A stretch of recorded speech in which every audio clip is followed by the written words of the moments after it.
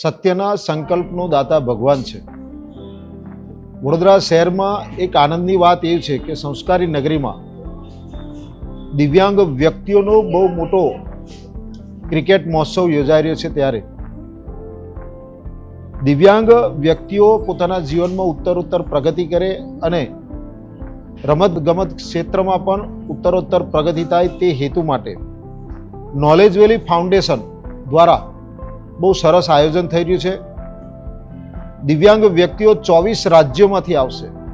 આ 24 રાજ્યોમાંથી 370 થી વધુ દિવ્યાંગ વ્યક્તિઓ ભાગ લઈ રહ્યા છે ક્રિકેટમાં અને 130 ની ઉપર એટલે ઓછામાં ઓછા 130 દિવ્યાંગ બહેનો આ ક્રિકેટ સ્પર્ધામાં ભાગ લેવાના છે।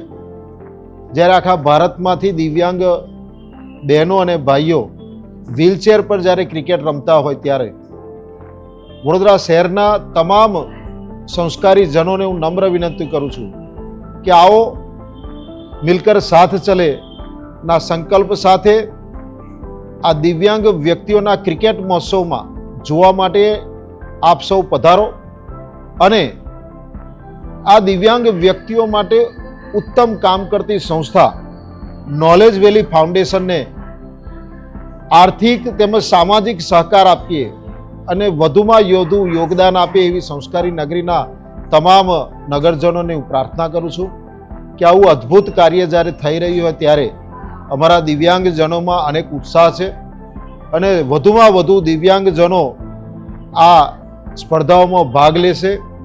એટલે વડોદરા શહેર અને જિલ્લાના તમામ નાગરિકોને અપીલ કરું છું કે આવી જ્યારે સંસ્થાઓ અમારા દિવ્યાંગો માટે કામ કરતી હોય ત્યારે આપ સૌ મદદરૂપ થાવ અને આર્થિક સહયોગ પણ ઉત્તરોત્તર વધારે આપો અને આ જે કામ કરતી સંસ્થા છે એને પ્રેરક બળ પૂરું પાડો એવી પ્રાર્થના કરું છું।